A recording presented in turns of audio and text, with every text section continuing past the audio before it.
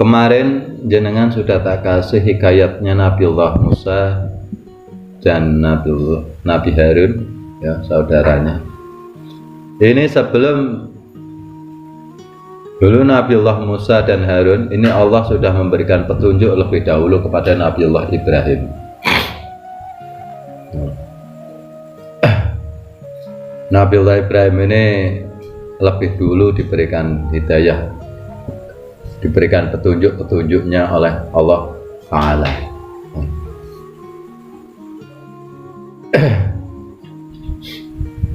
Mungkin sudah pernah saya berikan satu hikayat kepada jenengan tentang hikayatnya Nabiullah Ibrahim, dan mungkin sudah saya bedah. Ini sedikit saya berikan lagi hikayatnya untuk kita bedah. Nabiullah Ibrahim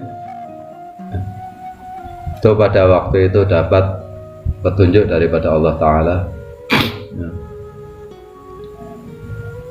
Diceritakan dalam hikayat Nabiullah Ibrahim, Nabiullah Ibrahim ini memberantas atau menghancurkan berhala-berhala yang dibikin oleh ayahnya. Artinya kita ini harus bisa menghancurkan kesyirikan, apapun itu yang untuk masalah menyekutukan Allah, ini harus kita hancurkan dalam diri kita.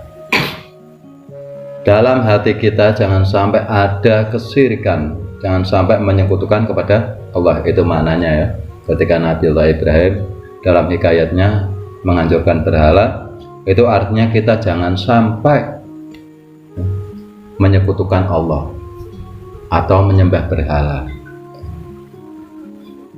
Berhala zaman sekarang jangan sudah tak kasih kemarin banyak, ya. Ini mungkin jangan sudah paham. Nah, ini di hikayat Nabiullah Ibrahim lebih ditegaskan lagi, jangan sampai hati kita, diri kita ini menyekutukan Allah. Jadi hati-hati dengan sholat jenengan, puasa jenengan, ibadah-ibadah jenengan ini harus hati-hati. Benar-benar harus ibadah-ibadah jenengan ini harus untuk dijadikan tahapan-tahapan mendekatkan diri kepada Allah untuk mencari ridhonya Allah Ta'ala, ya. Ini yang saya maksud, ya. Jangan sampai ibadah-ibadah itu untuk selain kepada Allah Ta'ala, jangan. Itu namanya syirik, ya. Tapi hanya jangan jadikan tahapan-tahapan untuk mendekatkan diri kepada Allah Ta'ala. Itu yang pertama. Terus yang kedua, Nabiullah Ibrahim ini dapat petunjuk dari Allah. Akhirnya Nabiullah Ibrahim yang kedua ini dibakar, ditangkap lalu dibakar. Tapi dalam hikayatnya Nabiullah Ibrahim ini tidak terbakar. Itu kita bisa ambil ilmunya. Ketika kita ini dihujat, difitnah, dihasut, dicaci maki, dijelek-jelekan, ya.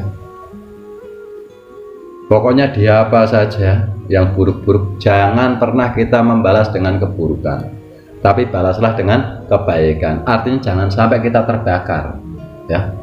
Kita harus adem. Biarkan orang-orang yang menghujat kita, yang menfitnah kita, ya, yang menyebar cerita-cerita hoak ataupun apa, itu biarkan saja. Itu urusan Allah, ya. Urusan kita adalah apa? Berhablum minanas biar baik. Yang paling terpenting kita ini gimana caranya kita bisa mendekatkan diri kepada Allah, yaitu dengan cara berhablum minanas dengan baik. Makanya jangan jenengan balas dengan keburukan, tapi balaslah dengan kebaikan orang itu, ya. Itu yang terkandung dalam ketika Nabiullah Ibrahim dibakar tidak terbakar. Bukan kok Nabiullah Ibrahim ini terus dibakar benar-benar nggak terbakar, enggak. Itu cuman kita harus ambil ilmunya untuk membenahi akhlakul karimah kita. Ini yang kedua. Terus yang ketiga, Nabiullah Ibrahim ini dapat petunjuk, yaitu disuruh menyembelih anaknya, yaitu Nabi Ismail. Di sini juga harus kita bedah ilmunya. Saya simpulkan bahwa yang namanya anak itu adalah suatu titipan, satu titipan. Kita harus bisa mengorbankan titipan kita dengan menyembelih titipan kita. Apa yang dititipkan Allah kepada kita, ini harus kita sembelih atau kita potong, kita korbankan. Ya, kalau dalam sekarang ini namanya zakat ya.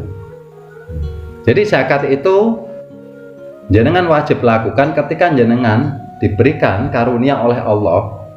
Ya, ini jenengan langsung dikeluarkan, dibersihkan sebagian kecil, sedikit untuk orang-orang yang membutuhkan, atau yang sering saya bilang jenengan 2,5. Itu pun kalau nominalnya ini ya banyak. Kalau cuma 100.000, 200 ya enggak, 1 juta lah ya, hitungan sekarang ini untuk masa sekarang ya, 1 juta loh, paling berapa, 25.000 ya, nggak bikin jenengan miskin kan ya. Baru kalau miliaran keluarga kelihatan banyak, kalau sedikit ini kelihatan enteng, baru nanti kalau di total banyak lah ini mengeluarkan sayang, nah itu bahaya. Nah makanya apa, kita harus, itu wajib ya. Makanya kita nanti diberikan pelajaran ini nanti pada malam bulan ini, hari raya ya, hari raya itu. Ya. Maka sudah digambarkan di ayatnya Nabiullah Ibrahim, ini menyembelih anaknya itu titipan, kita harus benar-benar bersihkan.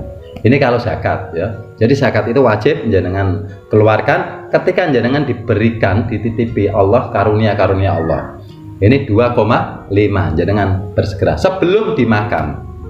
Artinya ketika jenengan bisa ambil di hikayatnya pada malam nanti lebaran, hari raya Idul Fitri, ini zakat fitrah ini jenengan melakukannya sebelum matahari terbit ya. Itu maknanya adalah sama. Ketika kita diberikan karunia oleh Allah, sebelum kita makan kita wajib bersihkan 2,5 ini harus kita berikan kepada orang-orang yang membutuhkan, terutama tetangga kita, tetangga jenengan yang paling membutuhkan siapa? Ini yang paling utama. Beda kalau sedekah, ini beda. Kalau sedekah ini harus sampai pada nisabnya, yaitu jenengan untuk kebutuhan keluarga jenengan, untuk kebutuhan diri jenengan. Ini kok masih barokah, masih ada, terus jenengan melihat orang yang membutuhkan, ini jenengan berikan. Ini bebas waktunya, ini bebas. Dan ini kepada siapa saja bebas, yang penting orang membutuhkan. Lah itu passwordnya ketika jenengan melihat atau jenengan mendengar. Ini namanya sedekah, beda dengan zakat kayak itu. Ya, paham ya? Ini itu yang ketiga ya. Jadi ketika Nabiullah Ibrahim disuruh menyembelih Ismail, ini artinya kita harus berani mengorbankan, kita mengeluarkan zakat segala sesuatu yang Allah titipkan kepada kita. Ini hukumnya wajib ya. Wajib. Kalau harta benda ini nanti masuk ke dalam namanya zakat mal, kalau dalam syariat ya, itu juga wajib gitu. Sama ini. Nah, kalau yang jenengan saya berikan ini ketika jenengan diberikan karunia oleh Allah, jenengan seumpama UMR ini sudah jelas, harus UMR ini sudah jelas ya. Ini harus dikeluarkan 2,5 sebelum jenengan makan, harus segera keluarkan. Lalu yang keempat, ketika Nabiullah Ibrahim ini mau menyembelih Ismail, datanglah malaikat Jibril atas perintah daripada Allah Ta'ala, menggantikan dengan domba.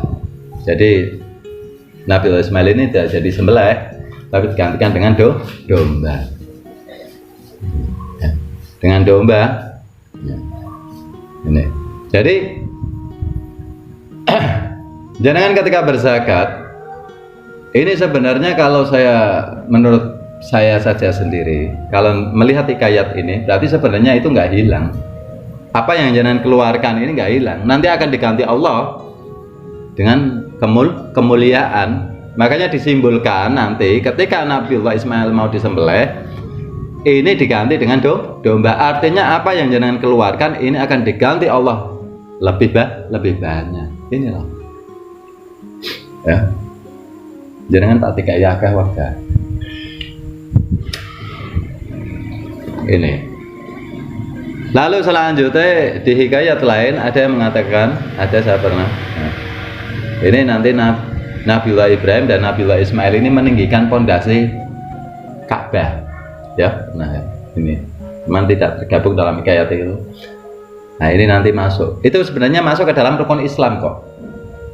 Rukun Islam. Yang pertama Nabiullah Ibrahim memberantas berhala. Ini rukun Islam yang pertama ya. Asyhadu alla ilaha illallah wa asyhadu anna Muhammadar Rasulullah. Ini disimbolkan di Nabiullah Ibrahim ini memberantas berhala. Ya. Yang kedua, sholat. Kalau dalam hikayatnya Nabiullah Ibrahim, yaitu ketika dibakar tidak terbakar. Sholat ini hubungan hablum minanas, hablum minalalam, hablum minallah. Ketika kita berhablum minanas, kita dihujat, difitnah, dihasut, dihoak, apa sajalah ya. Jangan sampai kita terbakar, tapi balaslah dengan kebaikan. Ini yang kedua. Yang ketiga, itu puasa, yaitu ketika Nabiullah Ibrahim mendapatkan petunjuk untuk menyembelih Ismail, ini harus benar-benar punya ngempos rasa atau mengendalikan diri, mengikhlaskan, ya, mengikhlaskan, karena semua milik Allah. Nah, ini yang ketiga. Artinya ketika Nabiullah Ibrahim mau untuk menyembelih Ismail, masuklah yang keempat, yaitu zakat. Masuk, ya, zakat zakat. Ketika zakat, ketika jenengan ini sudah mampu melakukannya, jenengan menyatukan antara dohiriyah dan rasa, maka dikatakan menunaikan ibadah haji bagi yang mampu, yaitu mampu menyatukan antara dohiriyah dan rasa, maka akan diganti kemuliaan oleh Allah, yaitu kalau di dalam hikayatnya Nabiullah Ibrahim ini diganti dengan domba yang membawa malaikat Jibril. Jadi yang dibawa malaikat Jibril ini domba ini, ya. Jadi itu rukun Islam sebenarnya, ya. Rukun Islam. Hikayat itu kalau kita bedah menjadi ilmu. Nah, itu menjenengan tinggal jalankan. Baru menjenengan akan mendapatkan kemenangan. Akan mendapatkan kemenangan. Karena untuk menuju ke dalam kemenangan, jenengan harus melewati fase itu. Jenengan mau kembali ke fitrah, ini harus mengikuti jalur itu. Yang pertama takbir, Allahu Akbar, Allahu Akbar, Allahu Akbar. Itu takbir. Ketika lebaran, yang pertama jangan dengar apa? Takbir kan? Takbir. Yang pertama jangan takbir. Baru nanti orang berbondong-bondong bawa beras, bawang untuk berzakat.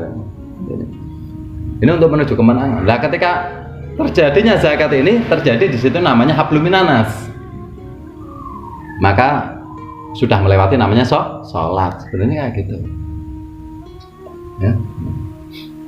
Problem nanas. Lah kalau jenengan tidak melewati itu, ya nggak pernah jenengan mendapatkan kemenangan. Kalau nggak melewati zakat nggak bakalan mendapatkan kemenangan. Lah gimana? Lah kemarin saya bilang ke jenengan, coba jenengan tanya kepada Pak Yai, Pak Ustadz ataupun apa. Ini kalau saya nggak berzakat, kalau nggak zakat gimana? Pasti, ya. Ini. Maka ketika di ma'rifatnya memang nyata, ya. Makanya saya bilang belajar ma'rifat kalau dasarnya dari syariat, takutnya naudzubillah, takut bener, takut ini. Ya. Makanya saya bilang penting, ya. Paham ya? Itu satu hikayat yang harus kita jalankan ketika kita mau benar-benar dekat kepada Allah Ta'ala, karena itu fasenya harus melewati itu, harus melewati itu. Kalau nggak melewati itu nggak bisa zakat, zakot, ya. Jadi benar. Lanjut.